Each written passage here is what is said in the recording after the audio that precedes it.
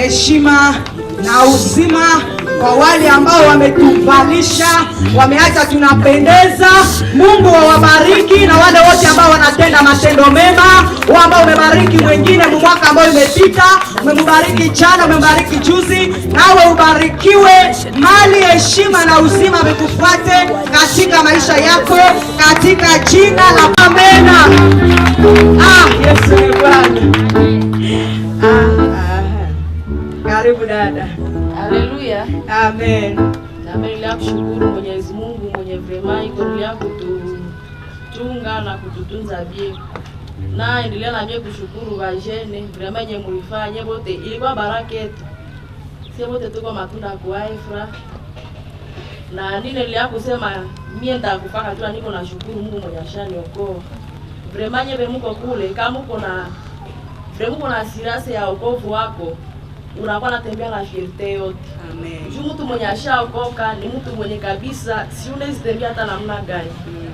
Nashukuru Mungu mwenye vraiment anatupenda sana sisi watoto wake. Mtu akishaokoka Mungu apendake apate haya. Tulikuwa na mkutano pale mu stade. Vraiment mengi na Mungu mzima. Ule Mungu tulimbaka tuse haiko aja, Mungu wa jana na juzi tu ndio Mungu wa leo. Mshizo nye alikuwa anatenda kwa siku za kale ndio nyetwani ile akutenda. Sasa tulikuwa na mkutano pale mustade, ilikuwa period ya mvua, mvua ilikuwa nyesha sana. Lakini tulisimama tukaita Mungu vraiment tupatishe haya. Tumalize mkutano mu klima yenye kobie. Na kweli Mungu alitusikia, tulikuwa participer pale. Vraiment atmosphere ilikuwa inaonyesha tu gloire ya Jésus. Vraiment jina la Bwana libarikiwe sana. Amen. Na tena tulikuwa batu walikuwa mkambanye, mesha tulikuwa mkambanye ka Jésus. Amen. Na Mungu asipermettre siwe tuko nafaka kampanya yake tuweze kupata haya. Na mrudisha utukufu Mwenyezi Mungu. Amen, amen, amen. Na nitashukuru kwa Mungu pamoja na yeye kwa sababu Mungu ametuvukisha kipindi kizito kabisa. 2018 mdogo yake na huyu ndio mwenyewe alikuwa tabani kwa petale, tabani kabisa. Mdogo wake na huyu alipokuwa tabani kwa petale, yeye ule mdogo wake kwa 5e secondaire. Na ule aligonjwa tabani na shetu kagonjwa sie pote na watu wa Ebola bakawaza iko Ebola. Tukasema shema tumisha Mungu atazipata Ebola. Hapana, tunakataa hii maneno kabisa. Amen, amen. Nashukuru Mungu kulingana na imani ya huyu mtoto. Imani ya huyu mtoto na mimi imekuwa baraka kwangu. Yaani ninaanza mtani Timotheo wangu kabisa. Kwa sababu imani yake pia inapanda kuliko hata yangu. Kuna masiku mimi natafuta kusema maana udhaifu, mara mwana ikase. Aliniambia mama pana. Tutapona tu. Kwa petale sasa tuliona mtoto anakuwa tabani. Mtoto wangu huyu alikazana kukamata maombi. Hakukula chakula. Alikamata maombi ingine kwingine, anafika kwa petale ananiambia mama mtapona na mtashimama nyepote. Amen. Mdogo wake iko tabani anakamata na kia mwekea mkono. Na kunyumba nimemfanya tu enjo anatombeaka tuka. Enjo mwenye tu anataka kama kuna mgonjwa enjo afanye ile kazi. Amen. Sasa mimi naona Mungu anamshika mkono huyu mtoto na kuanza kumtumikisha, nasema jina lake Bwana libariki. Amen.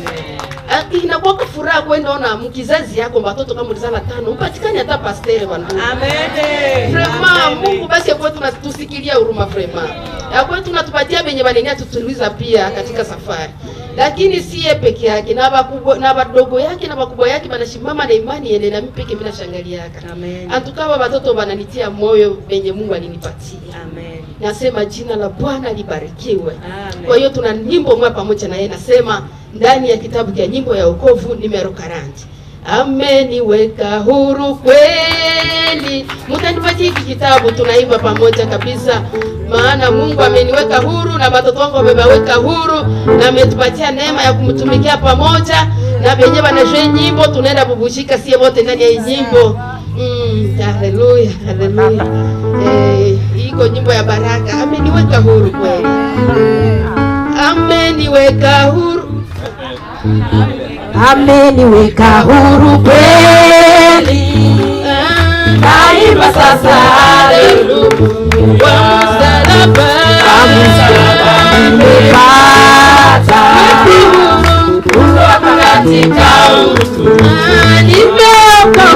Nimeokoka na furaha. Nafurahi na dhambi zangu zimeoshwa. Haleluya, nataka kumtumikia Yesu.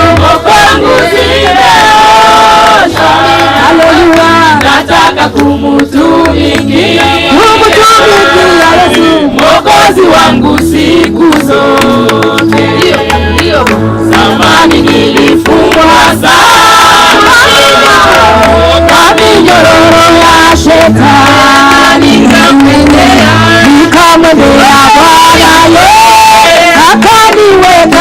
akaniweka huru. Bwana tumeokoka,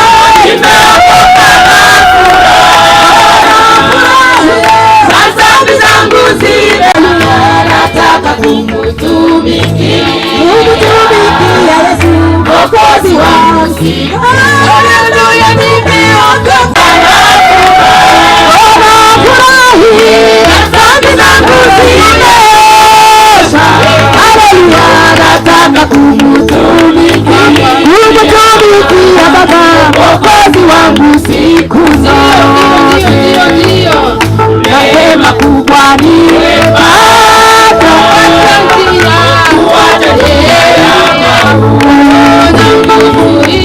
na nguvu ya wokovu yani tukiwasikiza wapenda tumeokoka, na furaha anafurahi, dhambi zangu zimeosha. Haleluya, nataka kumutumikia Yesu Mwokozi wangu siku zote.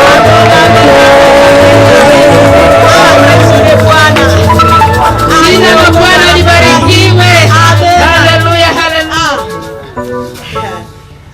Amen. Wapendwa, na mimi niko nikala kule sitakosa shukuru Mungu. Umema yenyesha nifanyizia mu 2018. Amen. Kwa mimi ndia 2018 nilikuwa mkitanda, nilikuwa kwa hospitali na napanga. Mengu ni shukrani juu hii 2019 niko pamoja na mimi.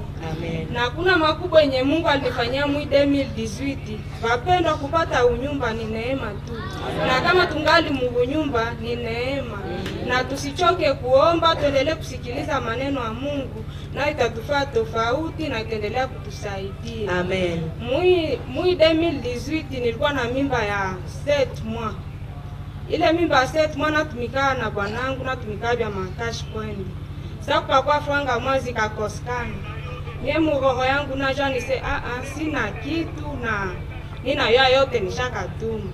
Wakanioblige ni fe relever kwa watu anani wanatumika makashi kwenda banakujua. Oro kufa relever ya mwezi mzima. Sio kama banazipatia tu mtu bure, haliwezekana. Jina waka mapapie wanaanza kufanyizia gizi nani simu kulitumika ku journée, wanaanza kutoshia hata mapapie za saa 2 au 3, ikakuwa ya kidogo naza kwa moya. Jina waka na masitiasio ya giso kona travail. Mimi Mungu akanipigania, nikaenda kwa basiperaja, wakanifanyizia mapapie karibia kaenea ma 30 page. Mimi habakunyombaka kitu, nikashukuru Mungu, nikaituma na ikaleta solution.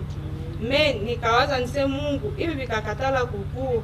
Siku na waka sawa nasema se ushabeba franga ya watu na ile nacha banakutupa nje, banakutilia motife ya bwizi.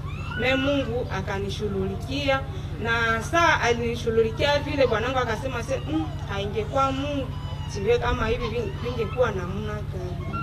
Tena mwile 2018 wakaniletea mgonjwa. Maana ke walikuwa wageni wanakia huku kudaa, wanatoka ku village.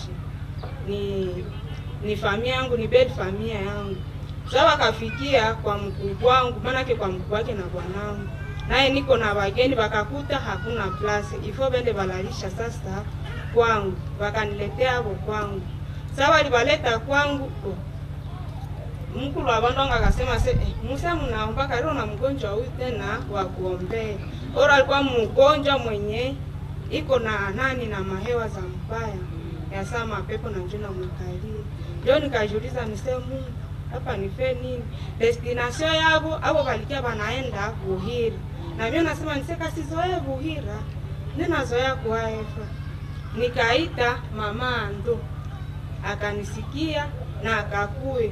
Me Victoire iliendelea kukua kwa upande wetu mgonjwa ashaka pona malvesi kia naye leo na pasha kia naye tena siku yengine. Na Mungu alinipigania pona kie imani haikuyumba na Mungu anenda akinitetea tena. Shuni nikasema leo ndenda kupriere wanangu hanikatalia. Amen. Amen. Amen. Amen. Haleluya. Baba leo kuna songa mbele akose utakuwa mwisho. Ulikuwa ushaomba udiase. Karibu. Haleluya. Amen. Ninashukuru Mungu, juu Mungu anasikiaka maombi. Wakati yenye mvua inatokea hapa, nikaambia Mungu verse yenye kwa mujani, nikasema unasema kama mtu atakutumikia utamheshimu. Amen. Mie uniheshimu, nililala chini kusima.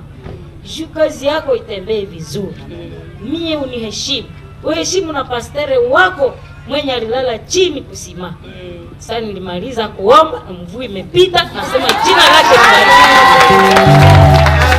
Furaha kwa kweli ile mvua mama unafanya vizuri na mimi kabisa alikuwa na nimesikia vibaya. Mungu ni mwema. Na mimi nashukuru Mungu sana 2018 nilipitia mambo na mafere. Deke tulikuwa kama tunategwa na sitani, alikuwa anapenda atumalizie 2018.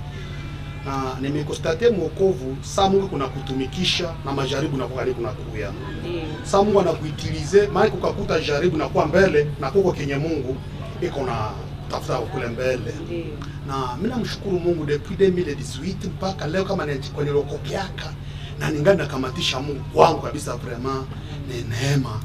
Ba vijana wetu waka nao wa mingi washakaanguka, washakacha Mungu, lakini Mungu angana anaendelea kuikamatisha. Amen. Na ni ombi yangu sana 2019 tena Mungu anikamatishe, animalishe 2019. Amen. Na ingine ombi langu sana ni kusema kero Mungu alingizake mwini mfalme wa mbinguni. Atendezi kwa pamoja raha lakini kumbe kule mwitabu, kumbe mnatoka mwitabu mimi ningia mfalme nini ya mbinguni. Ile yetoko natumikia. Wapendwa, nina furaha kubwa ya 2019. Hakuna kitu kizuri kuheshimishana ndani ya kanisa ya moya ya watu. Unapandisha mwingine, wewe unashuka unainua mwingine. Vraiment ndani ya 2018 ilikuwa na rafiki alikuwa Baraka Isipoka na wazia Shimama Papa. Na mimi nisemaka amen.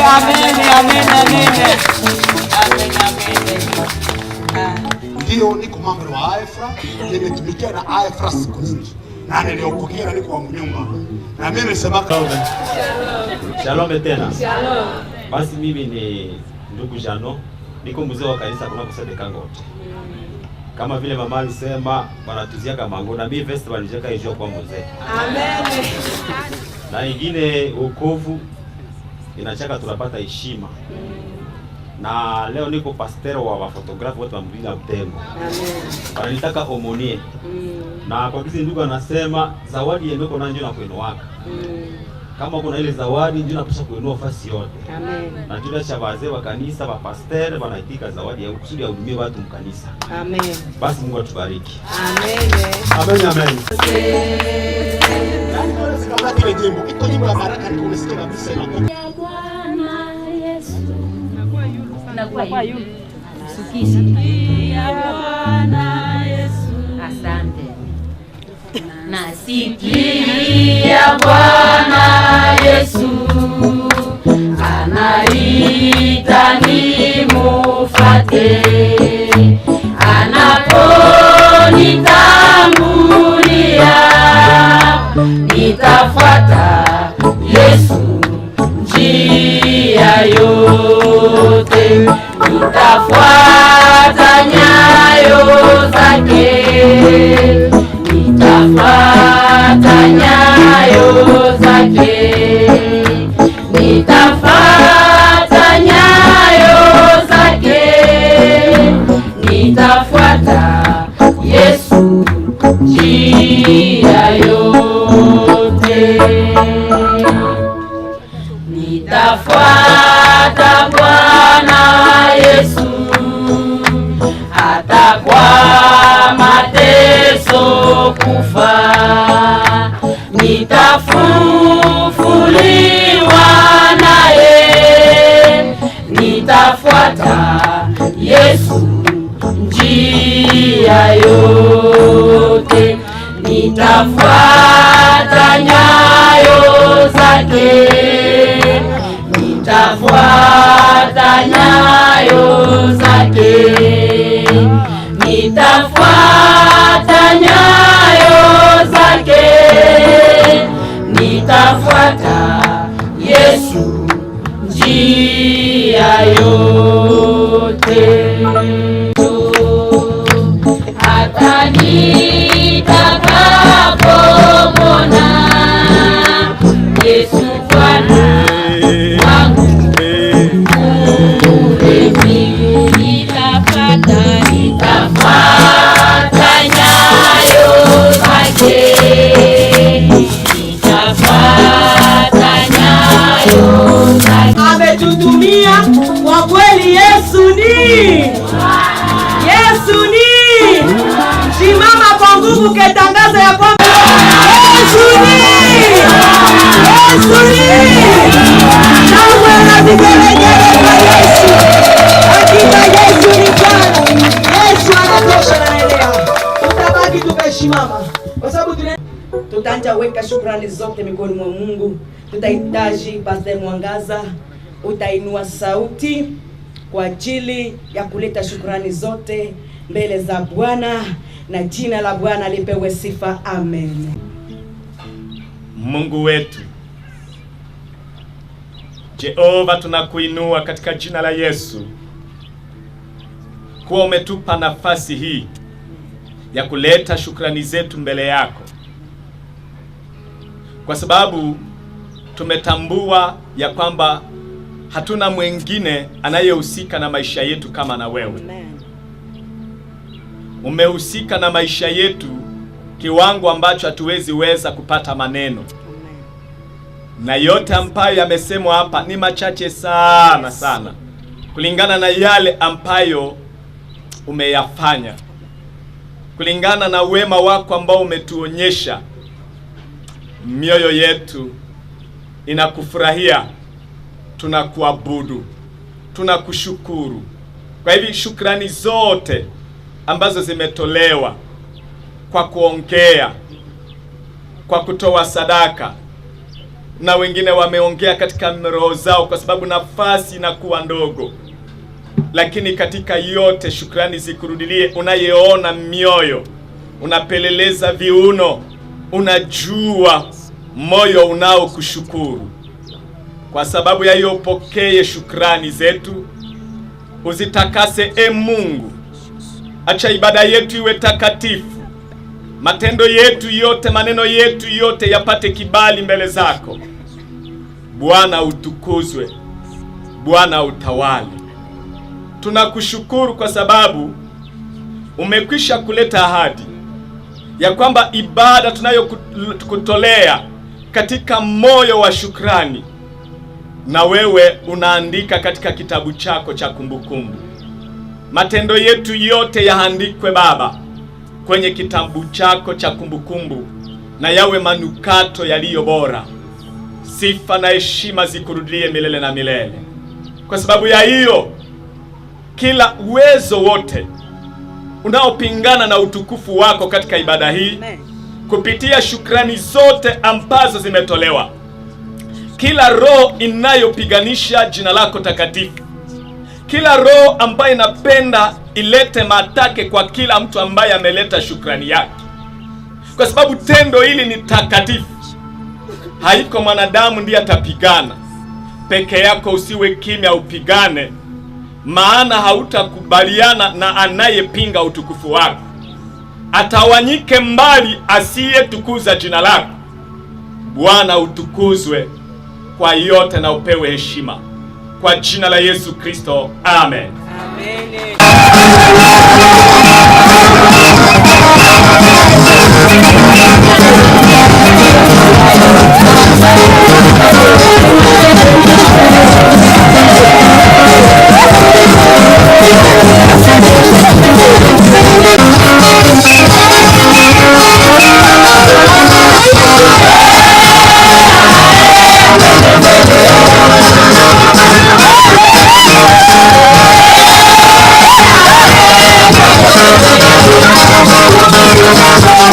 Thank you.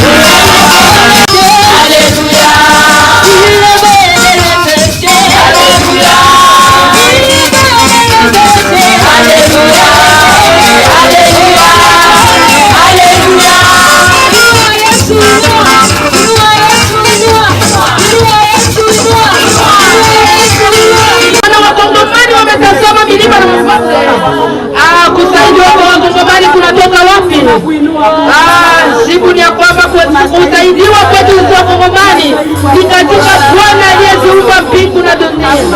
Hataacha mkuu wetu ushikwae. Ndio maana tunamwabudu na tunamsifu. Ndio maana tunamwabudu na tunamuinua Mungu. Tunamwabudu na tunamsifu. Maana yeye ni mwema siku zote za maisha yetu. Anastahili kuinuliwa ndani ya mkutano wa leo. Anastahili kuinuliwa ndani ya mji wa Butembo. Anastahili kuinuliwa ndani ya Kongo yetu. Tumulinganishe na nani huyu Baba? Ambao alinganishwa na mtu yeyote. Bali anatosha na nenda katika maisha. Yeye ni Bwana juu ya mabwana. Yeye ni mfalme juu ya wafalme wote hapa chini ya jua. Anastahili sifa huyu Baba. Anastahili kuinuliwa katika mkutano wa leo. Anastahili kuinuliwa ndani ya jioni ya leo. Yeye ni mfalme juu ya wafalme wote. Maana matendo yake yamepita fahamu za Wakongomani. Matendo yako Baba imepita fahamu zetu sisi Wakongomani. Tumekuona ukiponya. Tumekuona umetuvukisha bahari la Shamu. Tumekuona Baba ukinyamazisha bahari ambayo dharuba ilisimama ndani ya Kongo. Tumekuona ukinyamazisha dharuba kubwa ambayo ilitukalia ndani ya Kongo. Jina lako libarikiwe Jehova.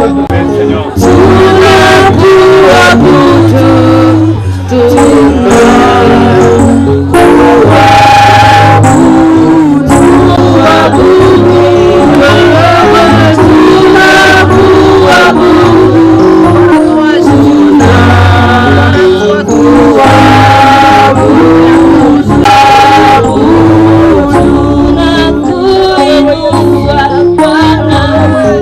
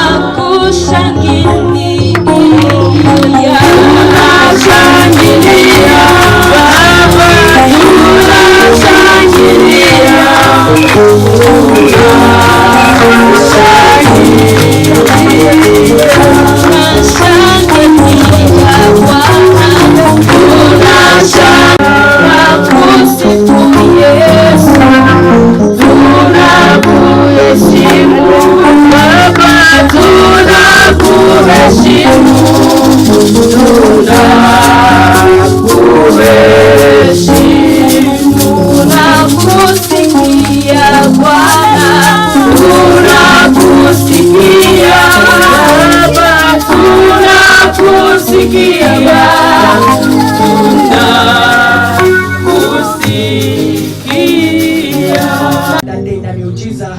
Karibu mtumishi wa Bwana na Mungu akubariki. Na tuombe. Baba, katika uweza wa jina la Yesu Kristo, tunakufurahia sababu umekubali tuanje mwaka pamoja na wewe. Ili kupendeza tusiende wenyewe, sababu tusiende kwa akili zetu. Liona ni afadhali tutembee pamoja na wewe. Ndio maana umetupatia kibali ya kuweza kuzunguka hapa kama mtu mmoja. Sema pamoja nasi Baba.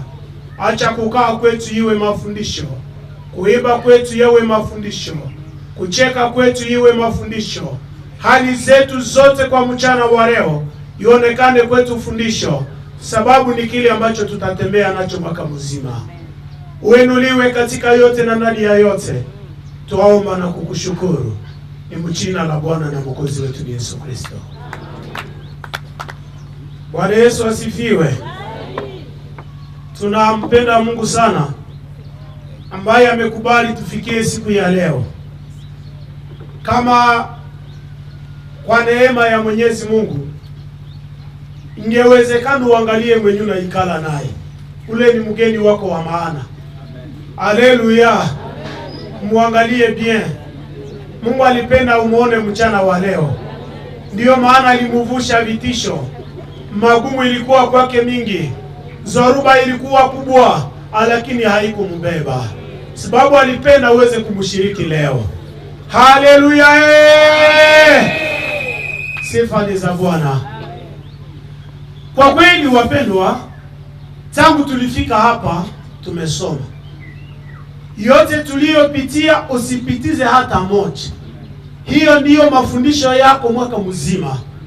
Kama uliimba utakuwa unakumbuka jinsi gani ulicheza. Kama uliomba utakuwa unasikia jinsi gani uliomba. Ile ni kama ganda ambayo unatembea nayo katika mwaka mzima. Semeni amina. Nilikuta ya kwamba muda huu tunabaki tuna tangazo. Ni tangazo ambayo tunakutangazia. Somo ambayo tulikuwa tunafuata kule tulimaliza siku ya kwanza iliyoisha. Tulisema sababu gani tunaweza shukuru Mungu. Haleluya. Tunaweza shukuru Mungu sababu ya nini? Yeye ambao niko nakuta mnaleta shukrani.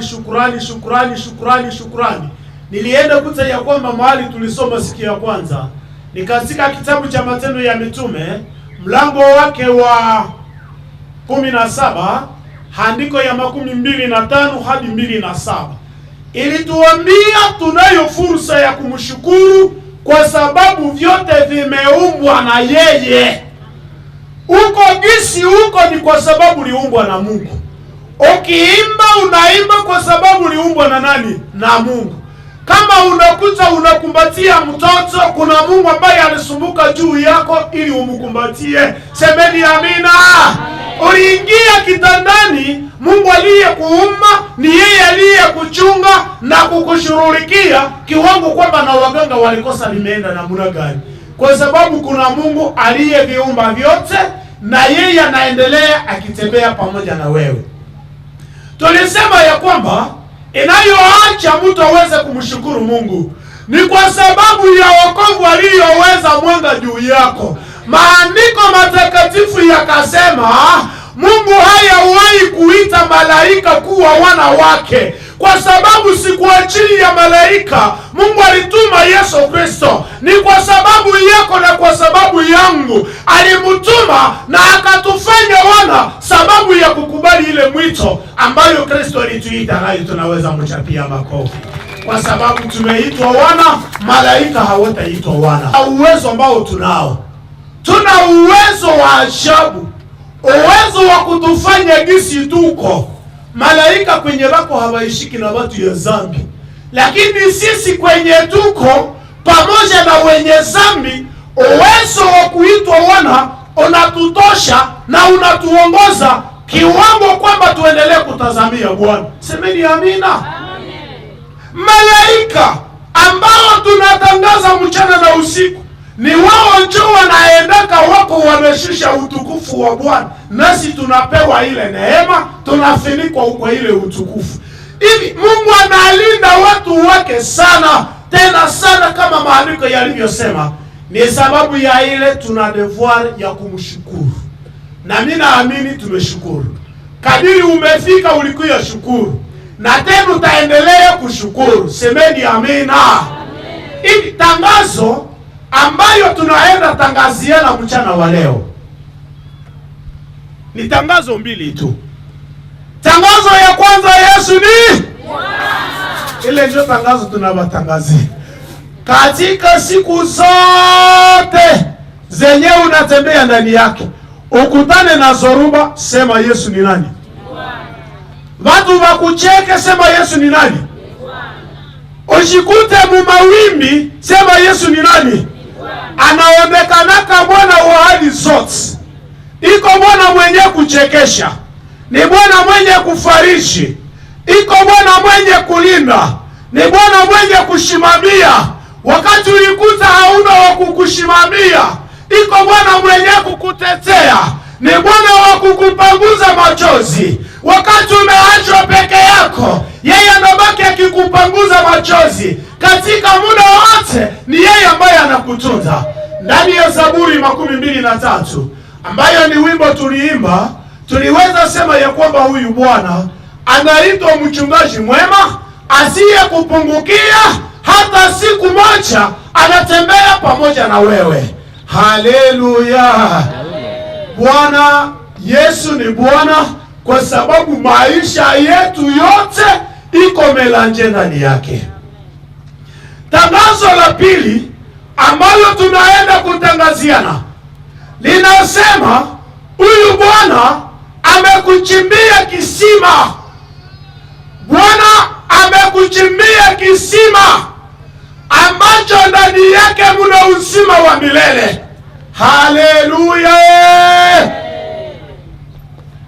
Unikopeshe tu, ambia mwenye kuwa pembeni yako, nasema Bwana amekuchimbia kisima chenye chiko ndani yake uzima wa milele.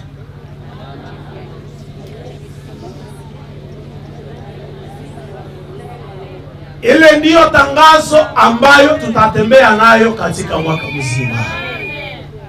Tuende tuikute ndani ya Biblia. Kitabu cha Wafalme wa kwanza. Wafalme wa kwanza sura ya 17. Tunaanza verse ya kwanza na ile hadi ile ya 7. Kwa upekee nilipokuta ujumbe huu, nilijiuliza ulizo ambalo na wewe peke unaweza jiuliza. Inasema ni Wafalme wa kwanza 17, andiko ya kwanza mpaka ya 7. Leo tuko tarehe gani? Na tuliambiwa tulete kado ngapi? Aha, pale kuna kitu. Uwaze bien. Wafalme wa kwanza sura 17 verse ya kwanza mpaka ya 7. Leta kado 7. Moja ni ya Mungu, 6 ni kwa wengine. Leo tuko tarehe 7. Usisahau wake hili. Haleluya. Usisahau wake kile. Mama ato karibu kwa usomi. Karibu kwa usomi mamangu. Amina. Basi Eliya Mtishibe wa wageni wa Gileadi alimwambia Ahaba, kama Bwana Mungu wa Israeli anavyoishi na mbele yake ninasimama, hautakuwa umande wala mvua kunyesha miaka hii ila kwa neno langu. Na neno la Bwana lilimfikia kusema, ondoka hapa, geuka kwenda upande wa mashariki na kujificha karibu na kijito cha Keriti kilicho mbele ya Yordani. Na itakuwa utakunywa maji ya kijito, Nami nimeamuru kunguru wakulishe wewe kule. Hivi alikwenda akafanya kama Bwana alivyosema. Akakwenda akakaa karibu na kijito cha Keriti kilicho mbele ya Yordani. Na kunguru wakamletea mkate na nyama asubuhi, na mkate wa nyama magharibi. Akakunywa maji ya kile kijito. Na ilikuwa nyuma ya wakati, kijito kikakauka, kwa sababu mvua haikunyesha katika nchi. Amen. Amina, tushangilie neno la Bwana. Amen.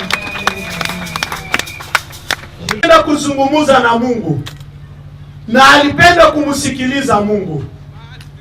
Huyu ni Elia ambaye aliweza kutabiri akiomba Mungu moto ushuke, na moto ulishuka. Haleluya. Tukipata ule muombaji hapa, sijui kama naweza panda mabega ya yeye. Yeye anasema tu, Baba, sasa mimi nasema moto ishuke. Na inafanya nini? Inashuka. Alikuwa mwenye kupanga maombi na akaishi maombi.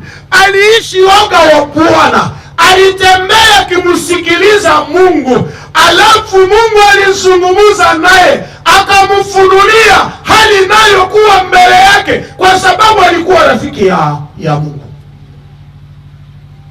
Siku moja, baada ya kufanya miujiza mengi, hatuna muda wa kuitangaza sababu muda wetu kabisa unaenda kitusukuma. Baada ya kufanya miujiza mingi, Elia mtu wa Mungu alitangaza hadharani, anatangazia taifa, anawajulisha hali itakayowapata. Anasema kuna miaka 3.5 ambamo mvua haitanyesha na umande hautaonekana. Neno la Bwana liliniambia, baada ya kutangaza, Mungu akasimamisha mvua, akasimamisha umande. Nilijiswali, wapendwa katika Kristo, mvua maana yake ni nini?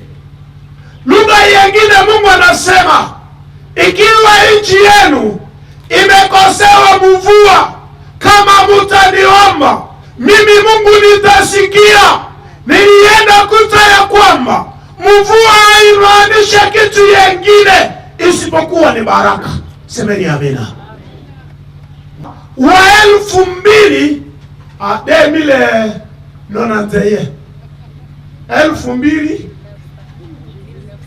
1991. Aha, ile ndio naachami na mafurahi. 1991 mpaka leo 2018 mvua ilikosekana ndani ya Kongo. Umande ulikosekana. Watu waliishi muyasa wa article 15. Lakini Mungu aliyetembea pamoja nasi, ni yeye alitufanya kenye tuko leo. Semeni amina. Mambo wake wa 4 verse ya 10 na ukianja verse ya kwanza unashuka zaidi verse ya 15.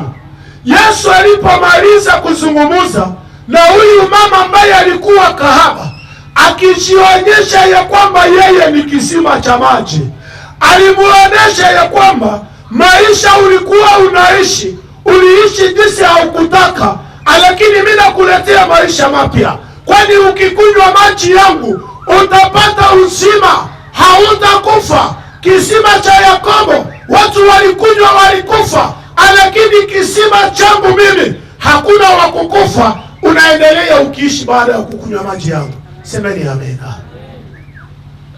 Usikunywe, kuko kano na kano. Usikunywe maji ovyo ovyo. Wapendwa, ukitaka upate ya kushukuria, kunywa maji ya kano ambaye ni nani? Ni Yesu Kristo, na ubaki chini ya miguu yake.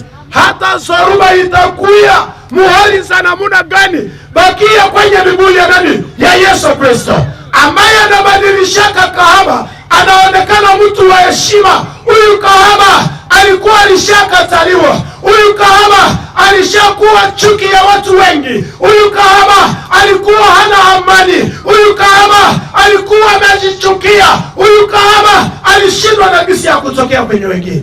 Lakini alipokutana na kisima cha uzima, alifunguliwa na akaenda shimama katikati ya watu, wakapata gisi ya kumsikiliza.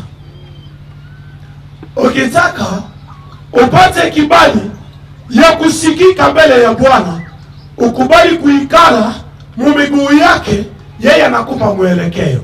Na kwenye na kuelekeza hata kubeba mahali pengine isipokuwa takubeba kwenye kuko kisima ambacho ni kisima chenye kuwa ndani maji ya uzima. Mwenyewe ulishapanga, acha nikuingize ndani ya changamoto moja. Kuna mwenye alishatayarisha watu wake 6. Lakini unakuya muasante ya nini? Si ni asante ya mwaka. Njoo kisi tulianja kasomo. Sasa venyuli wazu utapatia haiko wale tutapatia. Huyu baba wa mbinguni yeye anajua venye utapatia kwa sababu yeye ndio anaelekezaka mtu. Hapana kuendea kumwelekeo yako, endea kumwelekeo ya nani? Ya Bwana. Mwelekeo yako ni uongo. Haleluya. Ule njoo Mungu. Ule njoo Mungu. Lakini niligundua Elia mwenye kupenda kusikiliza Mungu, Elia mwenye kupenda kuogopa Mungu, Elia mwenye kuendea kumwelekeo ya Mungu, hawezi vutwa na sandima yeyote. Anaendaki kwa najiuliza, Mungu anataka nifanye nini? Wapendwa, kama tungelifanya evangeli kule kwenye tunatokea, na leo kupata chakula ni neema. Ni neema. Mashamba haitowake tena. Biashara imekatala. Le contraire, tuko tunatumikia wenye kulomba mataksi. Tunaishi mu maisha ya ajabu. Lakini kama tuko, kuna mwenye anatuelekeza. Na hata isha kutuelekeza, anaendelea kituelekeza mpaka atakuya chukua kanisa lake. Semeni amina. Tunaitwa kubaki kwenye kisima. Usiondoke kwenye kisima. Ni chenye mwenyewe alichimba. Visima vya watu vina ukomo. Visima vya watu vina ukomo. Wanamichimba, huenda maji naweza kuwa mundenderu. Ile ni kinanda Kiswahili. Naweza kuwa mundenderu. Ukiikunywa haina tena ocho. Baadaye majani itaota. Baada ya majani kisima itakatala. Na mwisho kinaisha. Lakini huyu baba wa mbinguni ana kisima, na kisima ni neno. Kisima ni nini? Ukipenda uishi, ishi ndani ya neno. Kitu ya pili, baada ya neno ni kuelekeza, kubali kutoa. Na unapotoa usiangalie mtu, lakini uangalie mwenye anakuamuru ufanye nini, utoe. Baadaye utaona mshangao ya Bwana. Niligundua kitu kimoja. Ukipenda upate jambo ya kushukuria, ukubali wa kushukuru. Sijui mimi najielewesha. Ukipenda wa kushukuru, na weye ushukuru mwingine. Mtu mmoja, nilisema ni tangazo tu. Mtu mmoja aliishi na rafiki yake. Wakati alikuwa na rafiki yake, huyu baba alikuwa amenunua mambuzi yake na anaipenda sana. Na alipenda rafiki yake sana. Walirafikiana sana kiwango kwamba mwingine hayaona mwingine hata jikuta na amani. Lakini kumbe kisima chenye kilichimbwa na mtu kina ukomo. Huyu mwenzake kumbe mwingine kwa nashikaza kwake, yeye na hamuweke muroho. Hamuweke muroho. Si mnajua mtu akikuchukia anachukiaka na vyako vyote. Anakuchukiaka wewe wote. Sasa siku moja kumbe kwa nafanya vile mwenye kutenda mema, elewa na mimi naweza kugeukia tena magumu. Huyu kwa nafanya vile viko vinamkera mwenzake moyo. Siku moja naenda fuga mambuzi zake. Anazibeba mpori. iko kwenye pori kwa nafuga mbuzi, mwenzake alishamfuata nyuma. Kwenye alizifuga kulikuwa mti ya avokatie. Ule akafika akapanda ndani ya ile mti, anamwangalia jinsi kwa anafunga mabuzi. Baada ya kuangalia amefunga mabuzi, huyu baba anasema anafunga mbuzi ya mwisho. Huyu mwenzake akamshukia na kumuua. Mwenye anamsomeshia yaka mtoto wake akafanya nini? Akamuua. Na hizi mbuzi ndio zenye anajivuniaka. Kwanza hulu lunakuwa pia, analukamata analuua. Wakati imepita mrefu, watoto wakasema papa haonekane. Wanaenda angalia kwenye anafungaka mambuzi, wanakuta alishakufa. Wanakuta na mbuzi moya na ilishakufa. Wakaenda ita watu, wakabeba na kitumba ya mbuzi. Wakati wanafika wanajua papa alikuwa rafiki ya wazee wa huko. Atake mbuzi ilikufa, malgré tuko na mukilio, naye tunapaswa mupa mgulu moya ya mbuzi. Wanambebea kwa ile mbuzi yenye alifanya nini? Yenye aliua. Wanabakia mukilio na kilii kaisha, maisha ikaendelea. Mama nabakia na watoto mayatima, na huyu baba nabakia na watoto yake. Lakini kumbe tendo haiozake, wema haioze, ni akiba. Unapotenda mema, elewa ni nini? Ni akiba.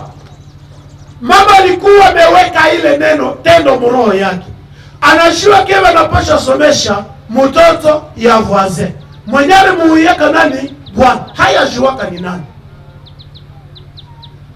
Akaendelesha kazi yenye bwana yake alikuwa anafanya. Siku moja kijana wake mwenye wanasomeshaka akamaliza masomo, akapewa kazi aende atumikie Bulaya.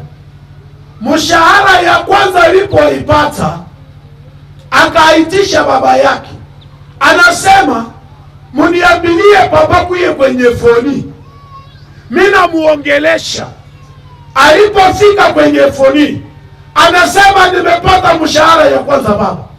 Mimi nauliza, hii mshahara itakuwa ya nani? Kama ni wewe ungesema ni ya nani?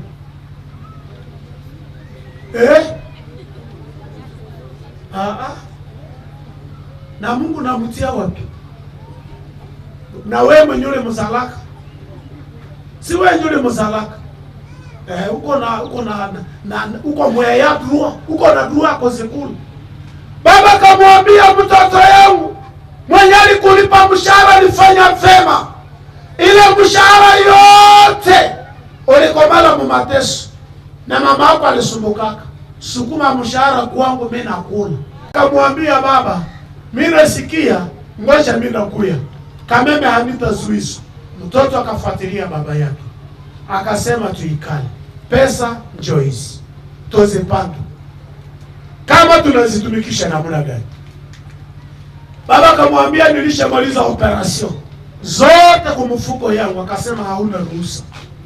Akamwambia kuna Mungu mwenye amenifanya kwenye mimi nakuwa, lakini kama Mungu alinifikisha kwenye mimi nakuwa, alinielekeza, kuna mwenye alinisomesha kwa ajili yake, na nilishakagundua wewe uwaka tabona yake, na tulikula mbuzi zake. Kila mara mbuzi yake ilichinjwa anatupatia yeye, ndio anastahili kula mshahara yangu ya kwanza.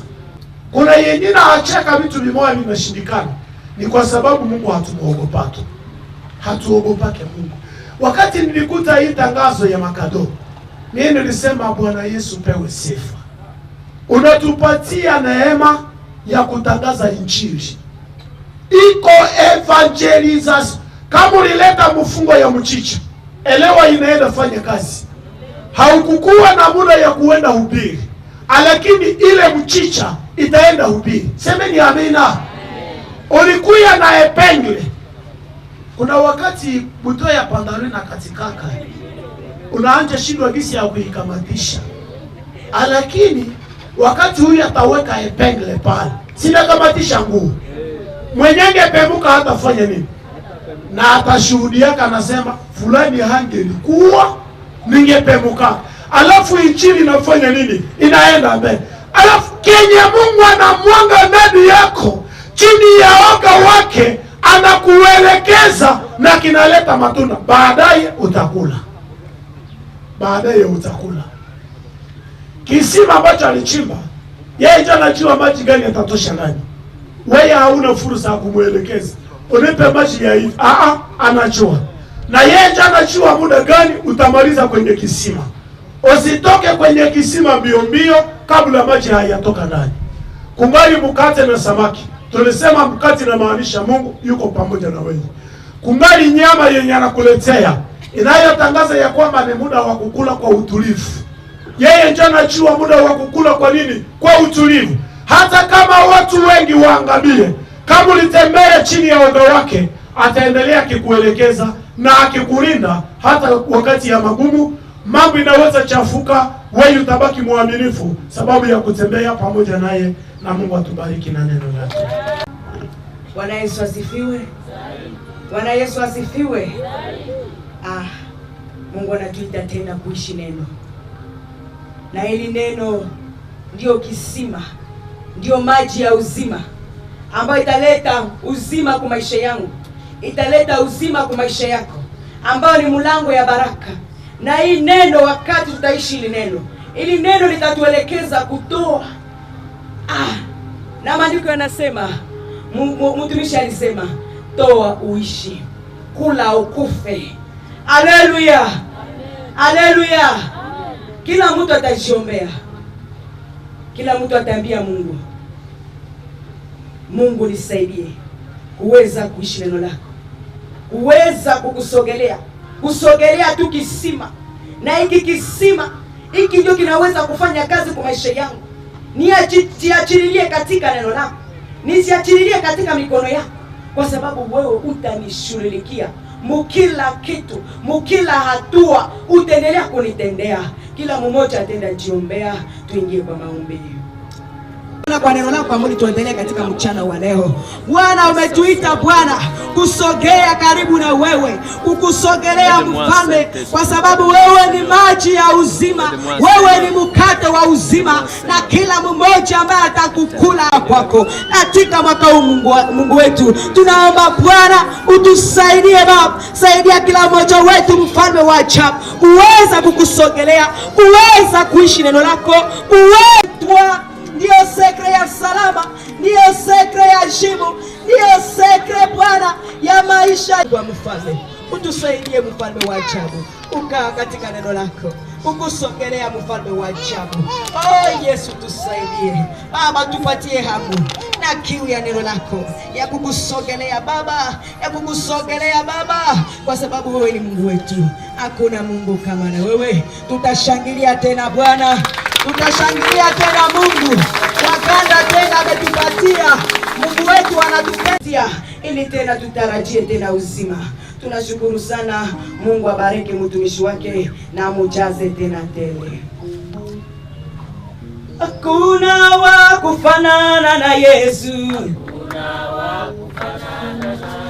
hakuna wa kufanana na Yesu, hakuna wa kufanana na Yesu, hakuna wa kufanana na Yesu, hakuna wa kufanana na Yesu, hakuna wa kufanana na Yesu. Anaweza, Baba Yesu, Yesu Kristo anaweza, Baba na wa kufanana na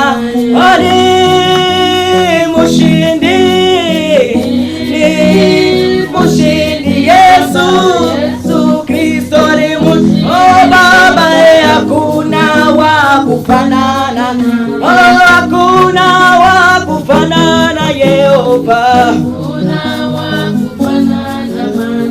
hakuna wa kufanana Jehova, ni Mfalme, ni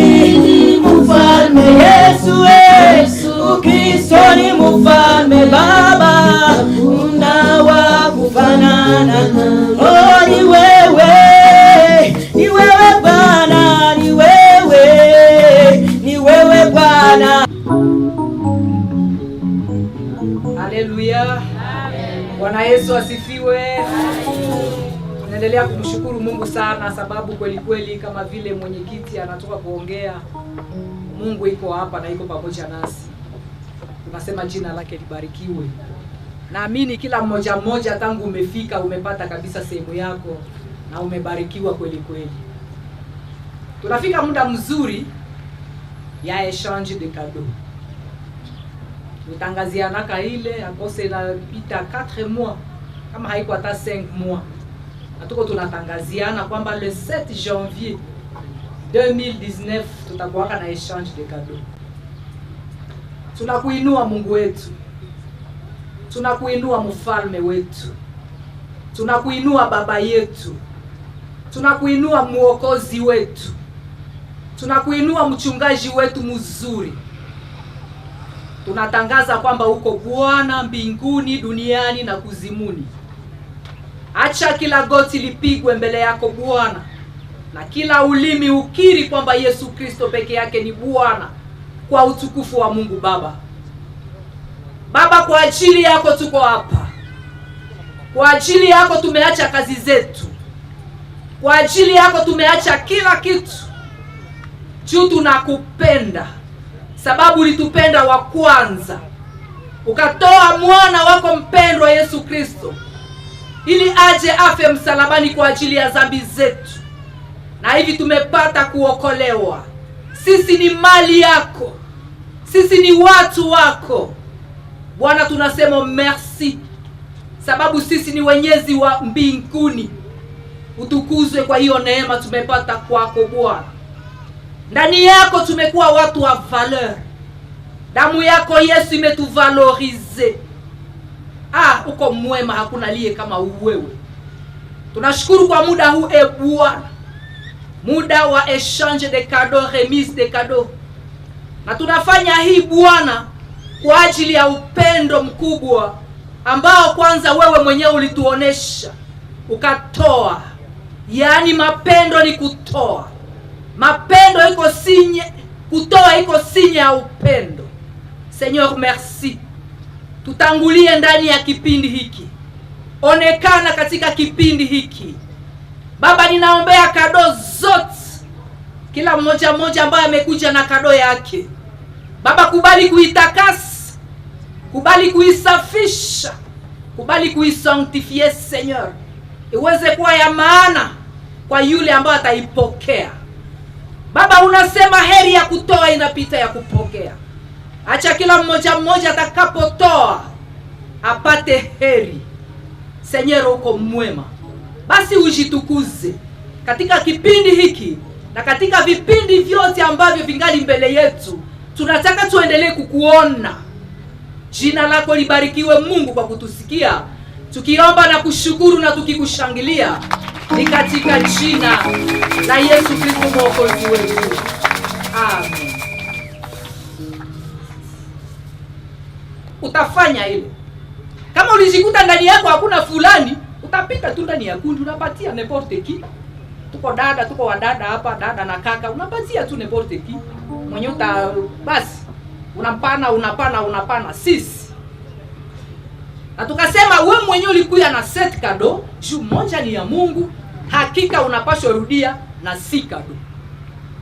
Kama kuna yule ambaye petetre wale ambao watu watapendelea, unajua kila mtu yuko na grace yake. Tunaweza pendelea par exemple mama presidente hapo. Unastuka alishakuwa na kado, sijue ni 20, sijue ni 15, sijue ni combien. Hata aenda na ile 15.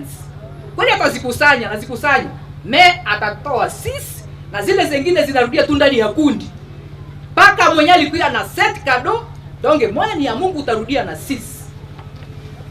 Nafikiri tuko tunaelewana. Hivi mbele ya kuingia ndani ya ile exchange de cadeaux, remise de cadeaux, nilipenda nijue kwanza ni wanani hawakuwa na makado. Peut-être uko mgeni. Premier lundi tunajua inafikaka, wengine walikuwa safari, hawakupata information. Kama wewe hukuna jua, peut-être ulikuwa safari, unajikuta tu ushakia premier lundi, haukukua forme, tulipenda tukuone. Na benye balikuwa bila kado, tulipenda tuwaone. Juu tujue namuna ya kufanya. Utashimama mama, utashimama. Benye habana kado batashimama. Nipenda kupa unifundishe kukupenda, nipende vile nataka sana Bwana Yesu, napenda yako makubwa yanisukuma kukufuata, kukupendeza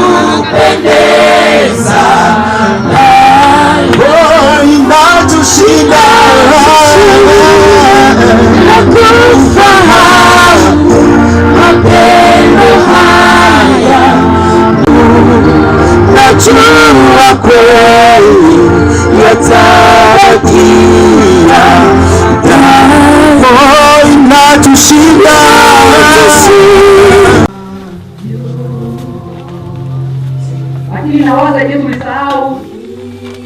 Nafikiri ni wengi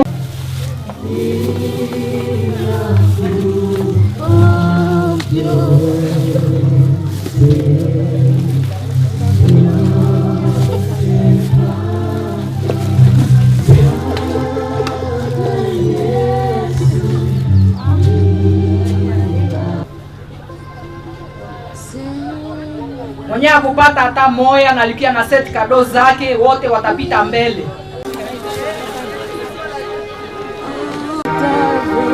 Wenye walipata mingi sana ni wanaji wanaweza kia mkono juu. Hata kado ya zangu zote kama tulipata pesa, tunaoneshana upendo wa Yesu. Tatu shati tuwaongezee ingine 3.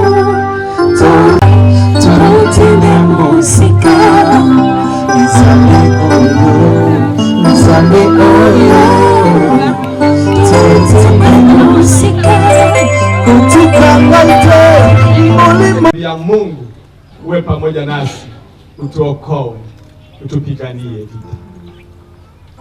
Yanakuletea uchungu katika familia yako, alafu unataka Mungu akutane na magumu ya familia yako, atakwenda kukutendea, anakwenda kukukumbuka kwenye hawezi uweza jielezea. Mungu anakwenda yeye peke kukujustifie. Basi sana na afya ya huyu, basi muokoe Mungu. Bwana unayepanda uzima, achi Yesu Kristo, leta uzima kwa afya, ushuke Bwana. Tunahitaji uzima wa afya, tunahitaji uzima wa ndoa ambazo zimekutana na majaribu. Bwana, maisha yako umejua magumu ambayo amekutana nayo.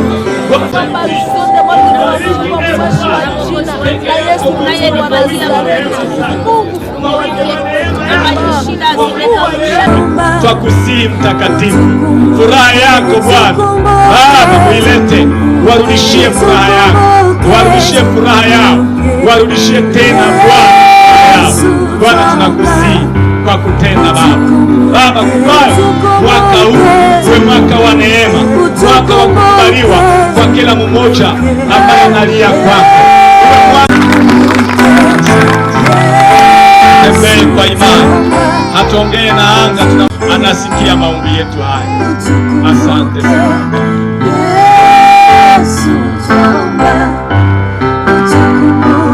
Okoke Mungu wa kweli, waokoke uendake nao mbinguni, bali wafundishe neno lako.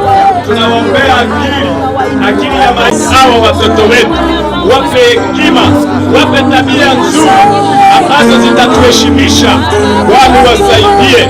Tunawaombea Baba, wape pote, wape afya, wape sante mchana na usiku.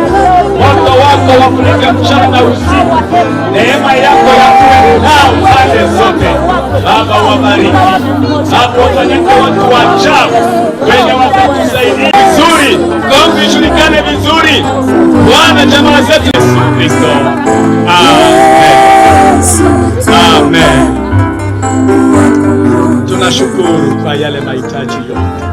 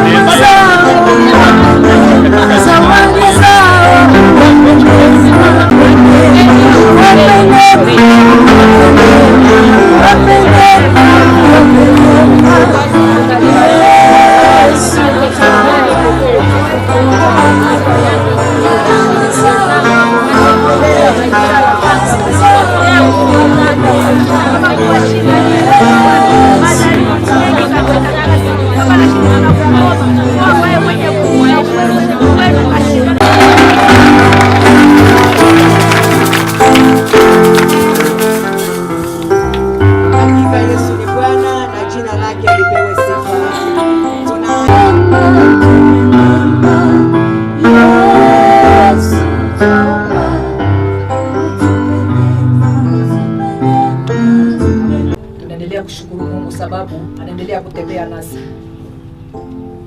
Wapendwa, tunaendelea kufurahi kwa ajili ya siku ya leo.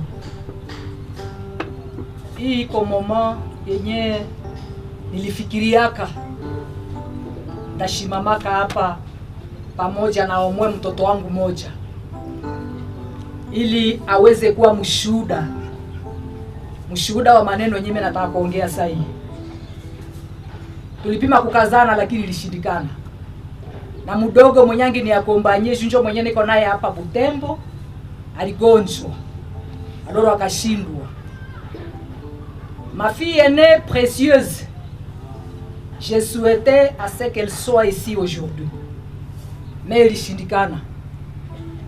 Tukapata kilio, na kilio yenyewe iko ndani ya roho yangu. Anaweka kitu ndani ya roho yangu. Anaweka kitu en me disant tu dois faire ceci. Nikajikuta tu kusema nini?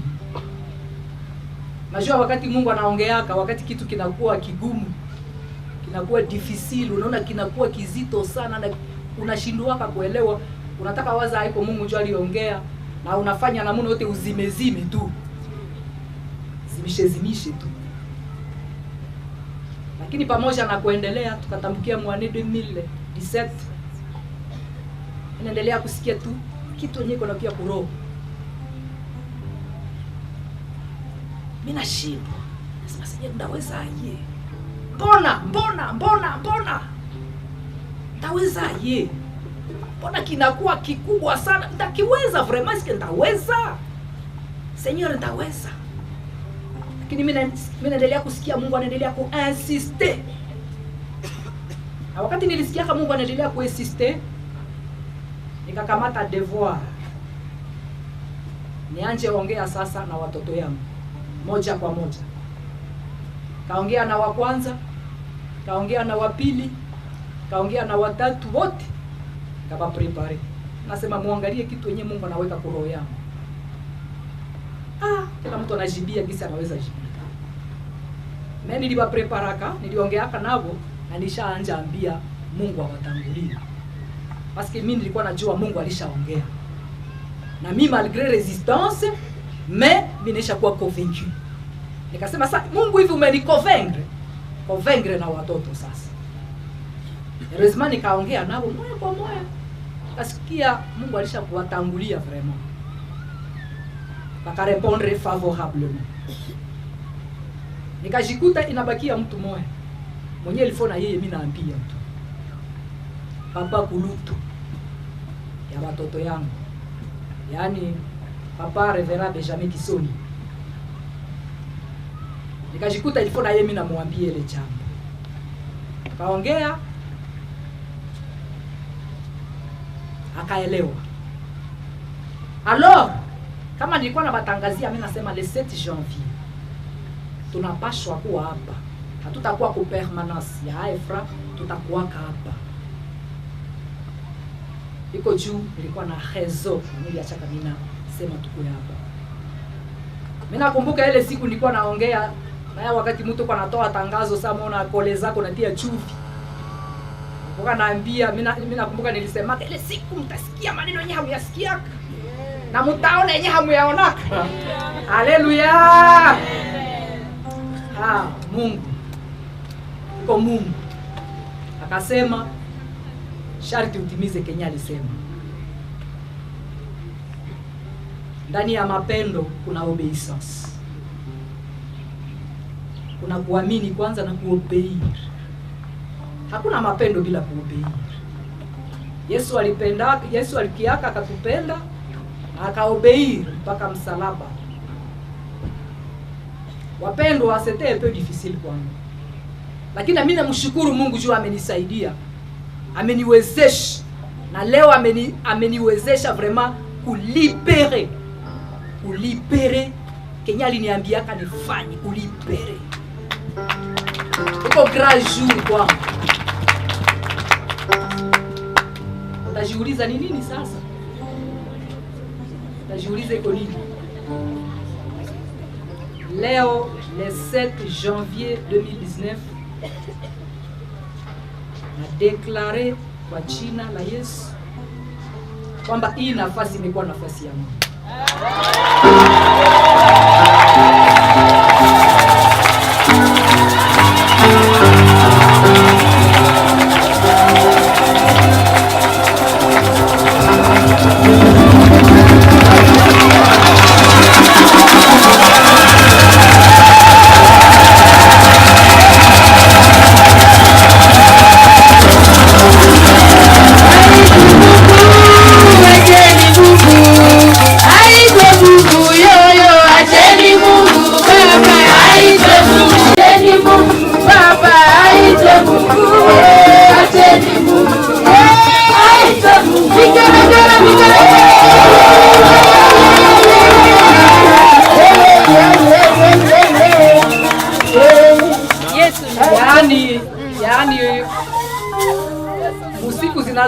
Siku za usoni hapa.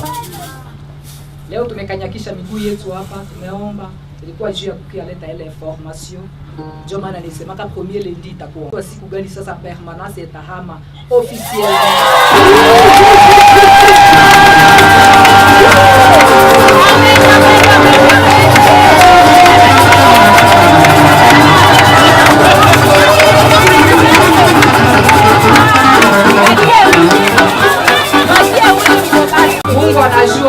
Permanence itahama officiellement. Kama ni après 4 mois, kama ni après 6 mois, kama ni après. Lakini kwanza na tumeinua hili tendo kwa Mungu. Iko kitu kikubwa, iko sadaka. Na iko sadaka yenye wanaita zabihu. Na sasa zabihu habaitoake, habaifanyiake maombi na banacheka. Mnajikosantraka mbele ya Bwana. Haleluya. Hivi anafanya hili tendo mbele ya Mungu. Ni tendo ambalo liko evangelike na ambalo Sana Bwana, na shetani mwenyewe amejua ya kwamba ameona mtangazia kushinda. Acha Bwana kushiriki neno yako. Acha shetani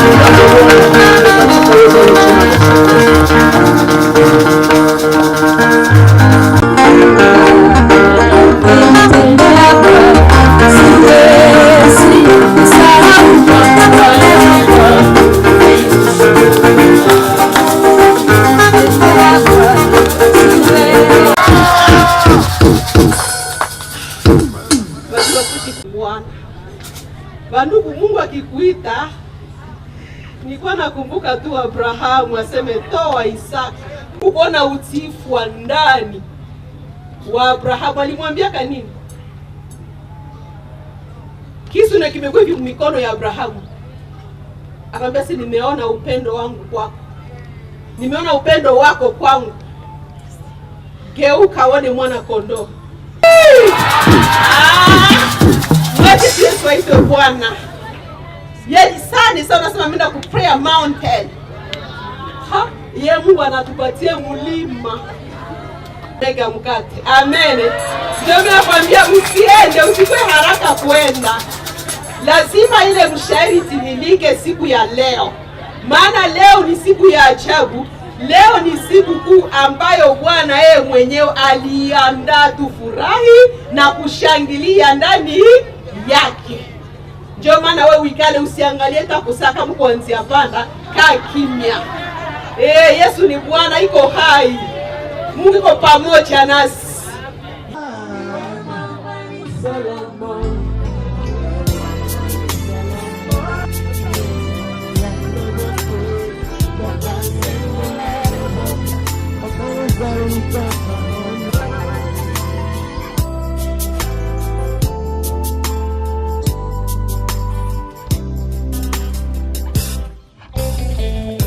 Butuna moi mabolongo ezana se azoluka nzambe oyo ya bomoi natango wana basusu bazofinga bazopanza basango pona basali oyo pona kasi mwana nayo hakanga na ye matoi asali confiance akimi eklesia te yawe kanisa moto wa bongo losambonanga omu na yo